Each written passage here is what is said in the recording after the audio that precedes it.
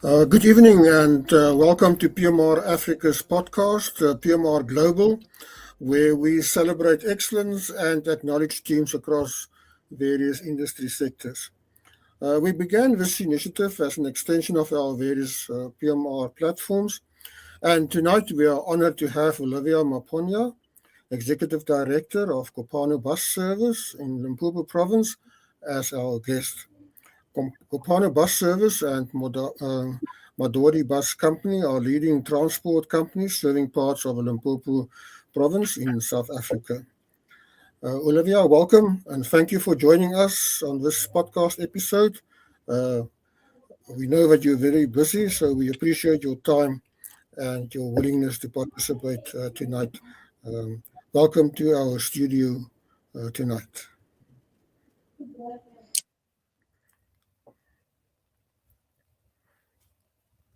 Can you hear me?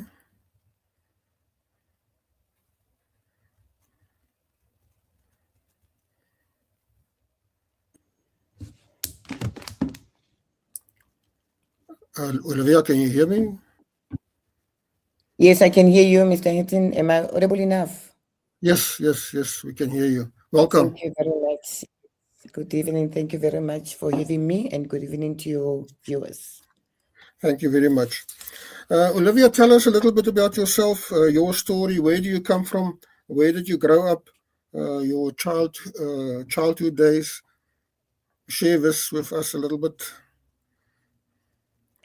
Thank you. I'm born and bred in Limpopo Province in South Africa. I was raised in an environment that taught me that hard work, resilience, discipline, and community is a pillar that one could have to grow up. I've learned that from my parents, and my journey after I completed high school was focused on the education side. My first qualification was of that being a teacher at high school. I only taught for about 6 months. Then it wasn't, shaking me. I couldn't get a passion out of that. That's when I That was joined. also your first job. Yeah, that was actually my first job. Yes. Yeah, but I really didn't get shaken by what I was doing, because I felt like I've got too much that I can still share and learn out there, rather than just knocking off at 2 o'clock and end up being wasted doing nothing. But that really motivated me to further my studies, and I registered further with UNISA, wherein I was doing BSc in Computer Science and Information Technology. And as I was studying, then I now became so attractive, to others, and I got to work with the Department of Transport, which did not last for a year, of course. And that's when I got to meet the beautiful team of Kopano Bus Service, the founders. And that's when they engaged me, because Kopano was only being founded at that point. Then I joined them as we were establishing the company. So that is my journey in a nutshell of where I'm coming from in terms of education, growing up, and even me being part of Kopano Bus Service, which I'm still there with Kopano Bus Service. Yes. Great, excellent. What would you say? What's the most important attributes of a successful business leader in today's world?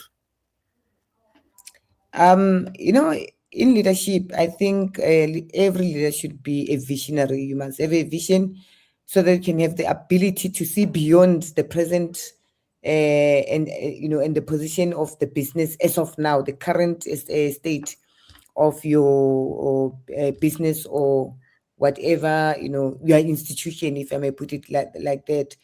And again, I believe that every leader should have the integrity, because that is what brings trust in the currency of the leadership, every leadership. And then the resilience, of course, as leaders we get confronted with so many things, and our resilience to stick firm in terms of engaging those challenges that we meet in day in day out of our business as leaders.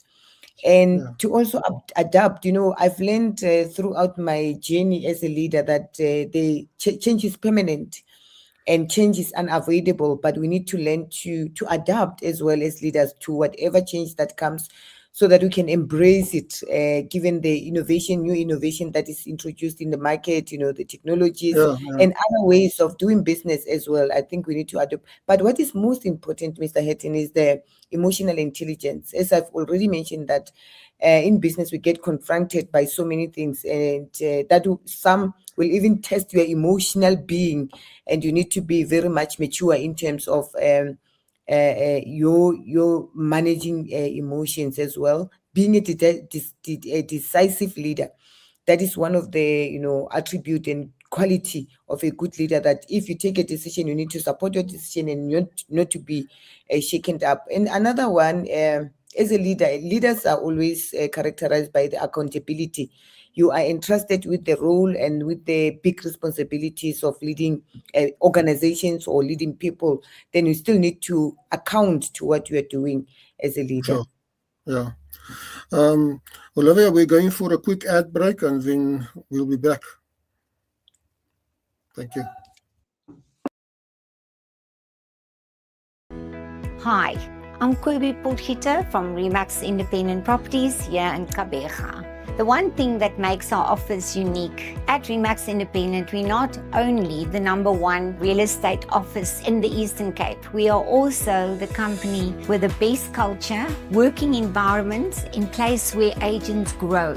I think it's important that we look at a holistic development for our agents to make them feel appreciated, to enable them then to go into the Eastern Cape where they can carry over the spirit of Ubuntu. We operate across all major real estate sectors, including real estate sales, rentals, commercial, as well as agriculture. We proudly service a significant portion of the Gqeberha property market, representing approximately 30% of total market activity. Our success is built on strong leadership, exceptional service delivery, and a team of driven professionals who put people first. You are in expert hands, and we pride ourselves for the service excellence that we deliver every day.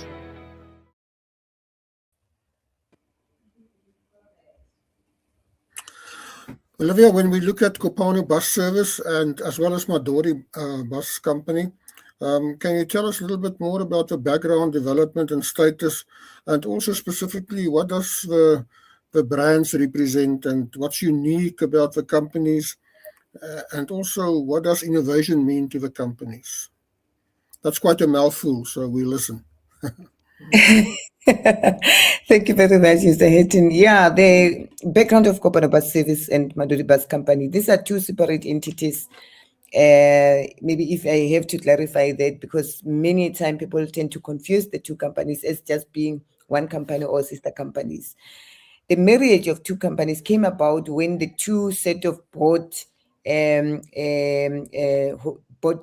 members and the directors of the two companies decided to meet and agree to share the value of their companies. And in that, I would just start maybe by giving a short background of Kopano Bus Service. It was founded in 2001, and then we started, operating in the mainstream of commuter bus services. We're doing subsidized, operations for commuters in the Capricorn region of Limpopo province. And then the company started since in 2001. And then to date, we're still doing what we are doing as being the most preferred in the province, I may say, proudly so, given the the work that is a testament to everyone. So now, in 2005, in 2004, my apologies, Madodi was born, nearly similar to Kopano. Madodi was operating the commuter services in another area within the Capricorn district, mostly to the east of the Capricorn district. So Kopano and Madodi, there is common shareholders that are sitting in the Kopano and Madodi, but not in majority, of course.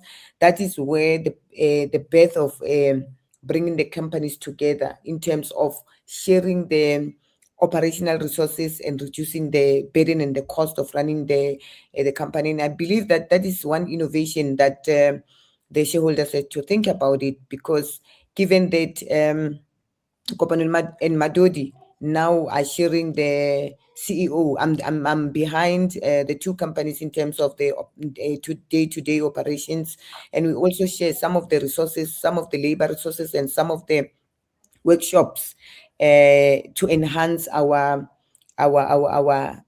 services and our offerings as well to the Department of Transport, as it is our key stakeholders as we are running these services on their behalf, and also giving value to our shareholders in such as such, and our passengers' satisfaction as well being brought into that.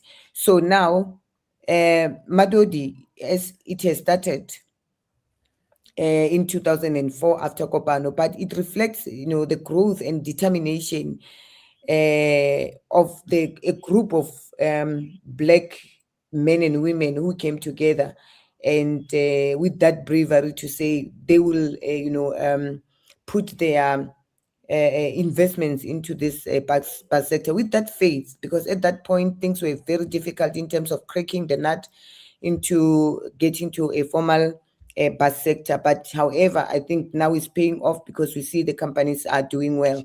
And in terms of what the brand represent, I think I'm not missing the question, what the brands represent. Yeah, what the brands represent. Yes. I think both of our brands represent more than just seeing the buses on the road, Mr. Hatton and the viewers. These brands represent access to workplaces, access to schools, access to hospitals, and access to opportunities as well, as we are faring, different people with different interests economically and otherwise, and access to better life for many communities that we offer services to. So, and this is brought about the reliability, the services that we have, the safety record that we have in terms of the number of kilometers that we are giving every day, and that gave the community to trust us even more, and even on our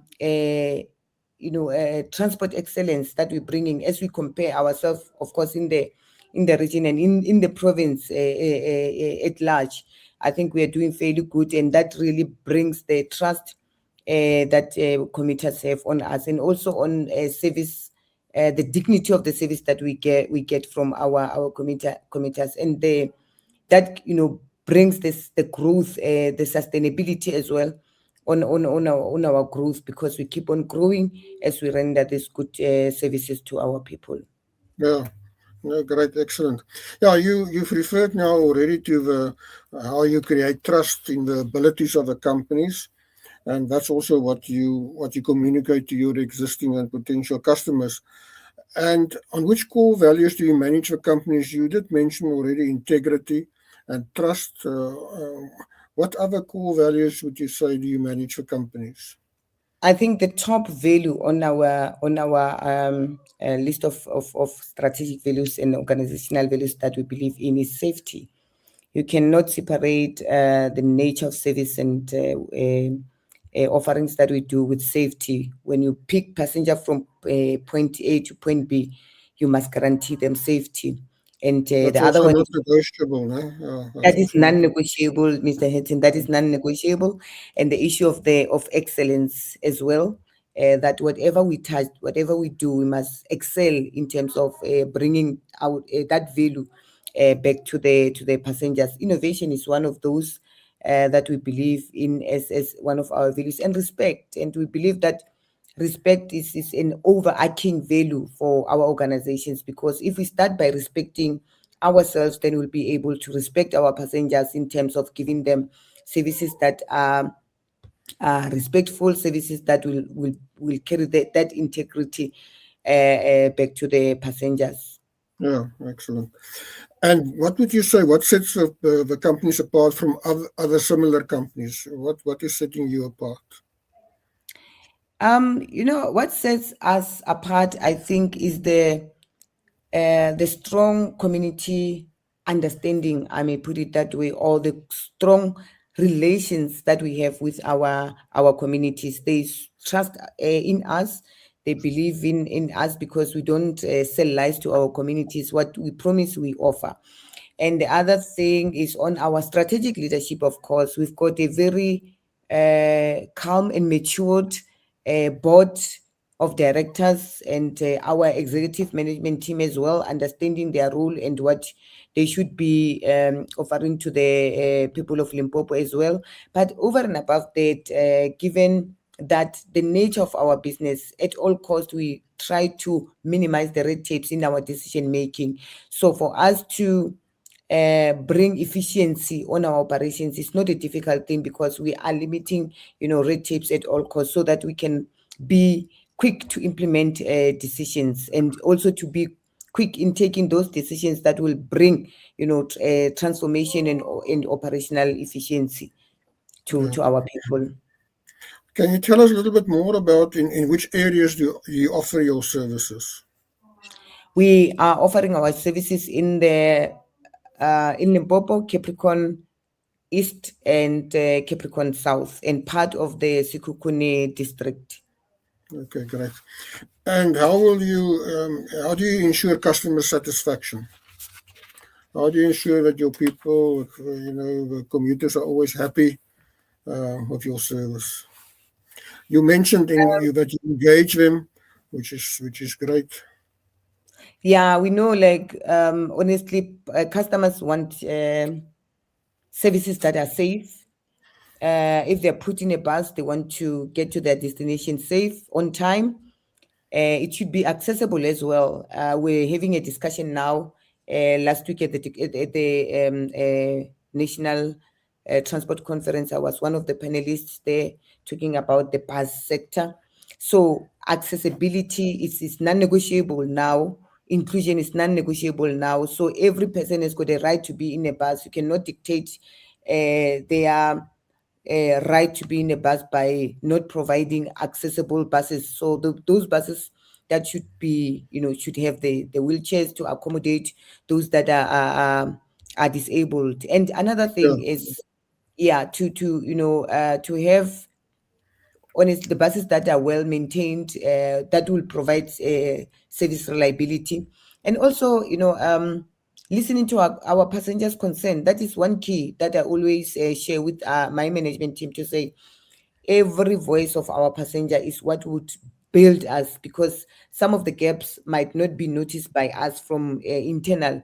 But when you get a feedback from outside, we don't take those feedbacks lightly, because they will assist us in terms of improving our responsiveness back to our passengers.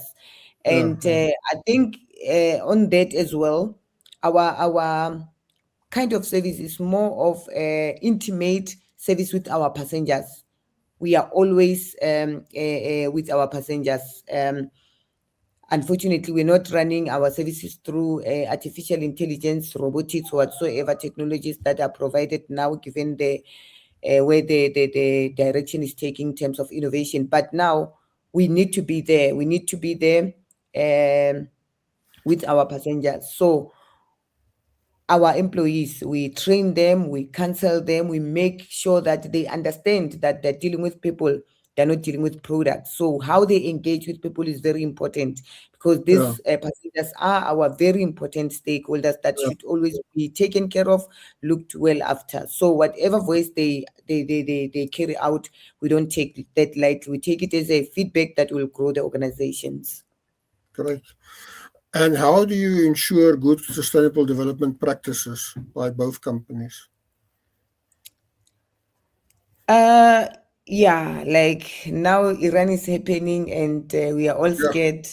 We are all scared what will happen to the companies given their oil supply. That is our core commodity that would cripple our... I mentioned tonight they're holding back for 5 days, so let's hope it will become 5 months and 5 years.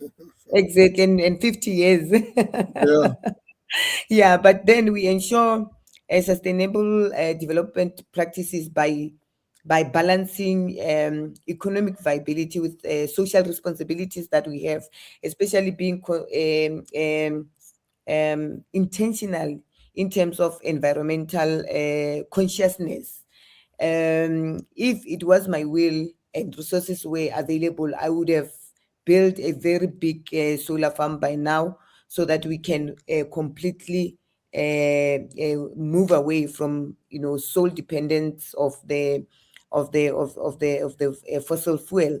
However, it's not allowing me to do that, but it's one of the dreams that I'm looking at, even on maybe trying the hydrogen gas as well. I think it's one of the safest gas as well, and it can be affordable. But now to put up the infrastructure, I think it's what is challenging now. But we are already engaging with some funders and partners, government as well, in terms of coming to a party, in terms of partnering with us, so that we can be able to achieve this dream. Is still my dream, but not so long. It will be turning on part of my strategic objective that I need to work on. But another thing is about our governance as well. We think we need to have a working governance in terms of us, Your having corporate those, governance.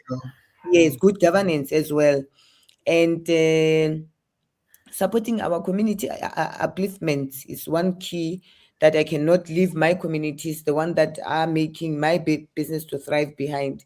So whatever opportunity that I get, which I can empower them in terms of maybe developing their skills, or preparing them for future jobs that are coming, given the we have already passed the fourth industrial revolution, but relevancy of them participating in the sector, and also improving on operational efficiencies is one of those practices that continuously I'm engaging on the digitizing my systems as well. I'm busy doing that with my management team, that every system, if by the end of these 5 years we're still working with manual administrative systems, or even the operational systems themselves, because that is where you get to save a lot in terms of your operational resources, and also to enhance your operational efficiency there. So that is what we are looking at, in terms of embracing innovation. We know innovation is broader, and it depends on how works for us. Then we'll only pick on those that would definitely give value to our organization. Yeah. I wanted to ask you, how do you deal with the unexpected, but you've now touched on this whole story in the Middle East. But how do you deal with the unexpected? How do you, what do you say to yourself in this regard? Yeah, dealing with unexpected, of course, the kind of our environment is very volatile, in the sense that when you run transport, you are faced with so many risks. So Even the the weather, even the weather. Yeah. Yes, yes. Even the weather, the way it was storming in Limpopo not so long. But now when we do our plans, we make sure that we identify those risks, because we look at our overall pestle, we look at our environment. What kind of environment are we working in? It's mostly rural. 80% of our areas is rural, wherein if it's flooding, then we get affected. Then how do we deal with that? We need to put place, measures in place and system in place that will assist us in terms of mitigating those risks. But over and above that, is also the issue of the compliance. Our space is highly regulated, and if we are not complying with certain prescriptions of the law, tomorrow we might be found wanting. I might even be jailed for someone who's doing something wrong, because there is no proper monitoring and whatsoever the case might be. So we make sure that we even develop a proper resilient management, performance monitoring tools, wherein if there is any challenge that we are to encounter, we pick it up before it could even become a threat or a risk that cannot be mitigated on ourselves, on our side. But we believe that strong institutional organization is what we are thriving to build, and continuously supporting in that regard. But then we need to have as well the a strong operations management system that will support, and quality management system as well. That is what we have implemented and in place as we are speaking now. And that as well assisted us to bring in the culture of organizational culture of people, men and women, who understand and support all the initiatives without even, we are a unionized organization, and the sector as well is very, very aggressive in terms of unions. But how you work with around those people, how you make them understand, and how you value their contribution as well to the organization. At the end of the day, then it's you benefiting because of the cordial relationship that you have with the workers and with the labor as well. Excellent. Olivia, we're taking a quick ad break again and we'll be back. Okay. Hi, I'm Kobe Potgieter from Remax Independent Properties here in Kabega. The one thing that makes our office unique at Remax Independent, we're not only the #1 real estate office in the Eastern Cape, we are also the company with the best culture, working environment in place where agents grow. I think it's important that we look at a holistic development for our agents to make them feel appreciated, to enable them then to go into the Eastern Cape where they can carry over the spirit of Ubuntu. We operate across all major real estate sectors, including real estate sales, rentals, commercial, as well as agriculture. We proudly service a significant portion of the Kabega property market, representing approximately 30% of total market activity. Our success is built on strong leadership, exceptional service delivery, and a team of driven professionals who put people first. You are in expert hands, and we pride ourselves for the service excellence that we deliver every day.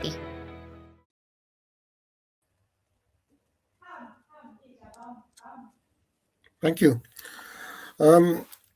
Olivia,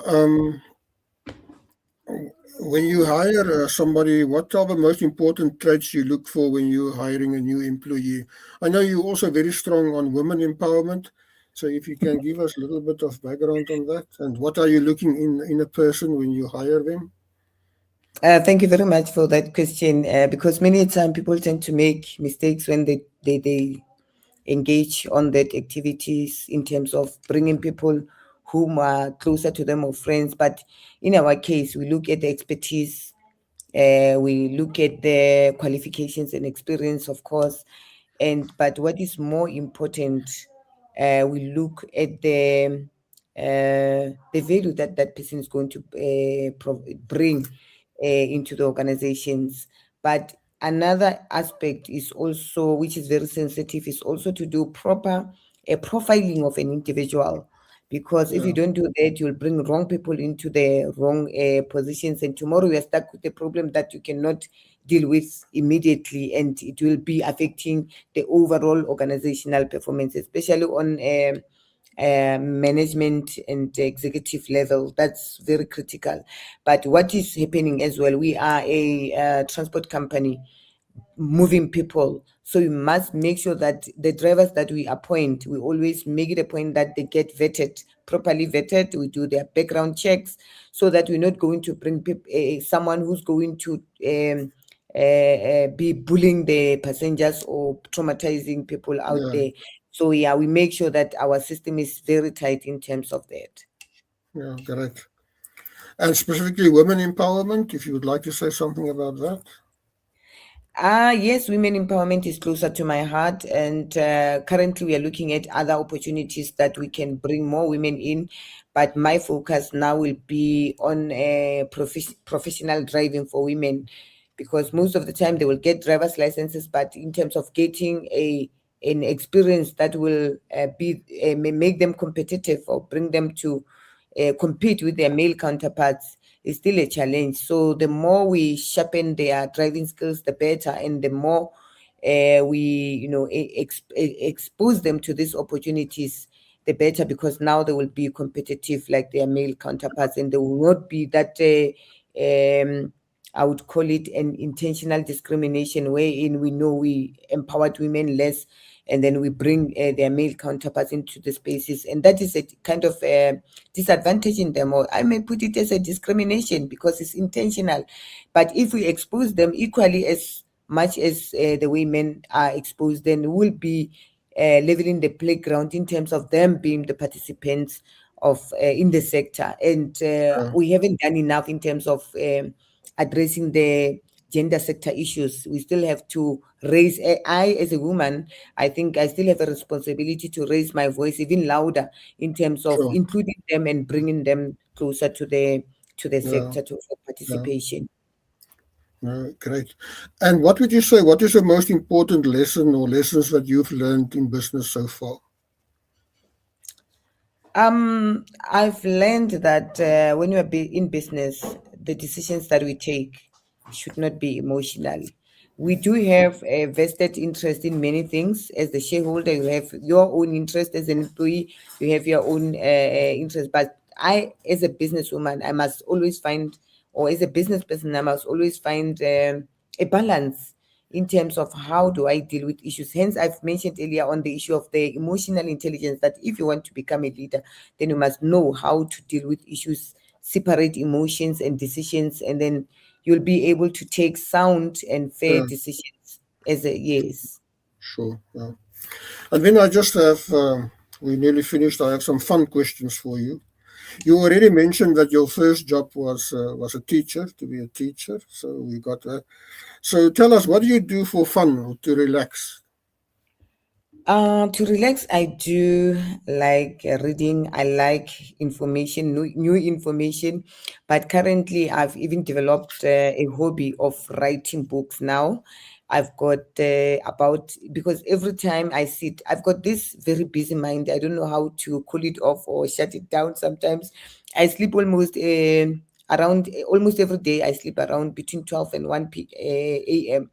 because my mind will be grinding. But instead of me just sitting, then I'll be having some stuff to write on. And most of the time, that's when I get good ideas, because now my mind is at a stage that I'm not engaging on anything else. And then I'm just, getting these other ideas as the brain is grinding some of the things that were happening during the day. Then I get to reflect as well on other issues. I'm busy writing a book now. It's about eight chapters on entrepreneurship. I just want to write about entrepreneurship because that is what I've been exposed with, and I did not get. Honestly, I learned things as I was going. So, but then from what I've learned, most of the material that I've read and what I'm still reading now about entrepreneurship is that it's too generic, and it's not coming to the level of any other, smaller organization or SMME who want to, any smaller entrepreneur who wants to start the business. We need to be there in terms of assisting, given the experiences that we have, those processes, how to do, engage on certain things as an entrepreneur. So I'm writing that book now, but another one is on how the fourth industrial revolution is affecting us as the bus sector, given that we have to comply on certain things and we have to be players as well in terms of aligning ourselves, how we do our business with what is the current norm, and so that we be on par with what is developing. Yeah, over and above that, I would love to watch my movies and and get relaxed at home or play tennis with the kids, and great. And what is your secret talent?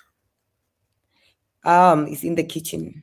I love baking, I love cooking, and I don't know, should I say God's grace, whatever that I touch, I don't refer, when I do my cooking, I don't refer.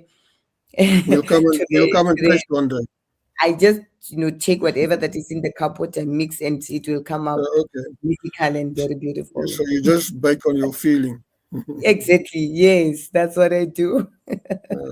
Maybe somewhere there's also a cookbook or something like that. So. Yeah. And then what legacy would you like to leave behind?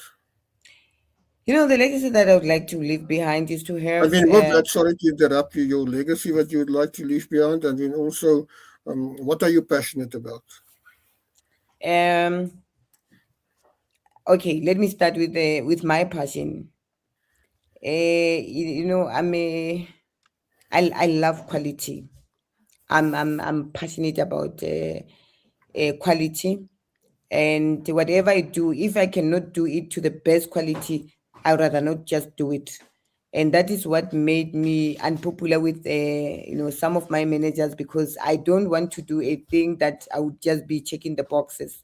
Whatever I do, it must be meaningful. It must make sense. I always encourage them that whatever that you do, if you love your job, do it and stand on the side and assess your work. Check if you are to be the assessor of your own job, and ask yourself questions that would make you be honest to what you are giving. So I'm passionate about quality work, and what I start, I finish, and that is what makes me happy at the end of the day. Yes, in terms of my what is the next one? Legacy, your Oh, legacy. my legacy, yes. My legacy. The way I'm so in love with transport, what I want to see women understanding transport. If by the time I retire, then I would be having about 50% of women participating actively. So we in the main economic stream of transport, then I would say my dream is actually being achieved, and my legacy is growing, because when I have this belief that when you empower one woman, you are empowering the nation, because Yeah, we as women share the knowledge, we share the information, we don't just sit with the information and yeah, knowledge. So that is my dream now, as my legacy, to say I want to see things happening, I want to see women being in charge, I want to see buses being repaired and maintained by women. Then I would know sure. that now what I've been dreaming about is being Yeah, exercised. excellent. Any other points that you would like to highlight? Yeah, the other thing that I would highlight, honestly, is just um the issue, the current economic state given South Africa, and we cannot shy about talking about the Matlanga Commission, what is happening currently, the safety of the nation, and other things. But I'm just glad that things are being taken care of politically, and the more we get exposed to what has been happening, the more fearful we are, in terms of we don't know what we are sitting with. But we believe that the system itself is about time that it is cleaning itself from the toxic that it had all this time. So the confidence is actually should be on us to say we need to strive to do the right things. We shouldn't be, especially as business people, and moreover in the private sector, we get tempted by doing things that would, at the end of the day, benefit us, but we forget about our decisions are affecting others, how our decisions are affecting our environment. So it's high time that as leaders we need to think critically, I mean, and systematically. Our critical thinking should be systematic, in the sense that whatever decision I take, it should be a decision that is well thought of, and it can be addressing so many things just in one decision. Thank you. Excellent. Great. Thank you. Thank you very much for that message. Um, Thank you, Olivia. On that note, we conclude. Thank you for your time and your trouble tonight. Thank you and have a good evening. This brings us to the end of our episode tonight. Thank you, Olivia Maponya, for participating in our episode. When people are recognized, they feel connected and counted, and they become passionate about their work, their life, and their purpose. And our mission remains to recognize excellence across Africa, honor high-performing teams, such as Kopano Bus Service and Madori Bus Company, and establish benchmarks for organizational performance. Thank you and good night until next time. Thank you.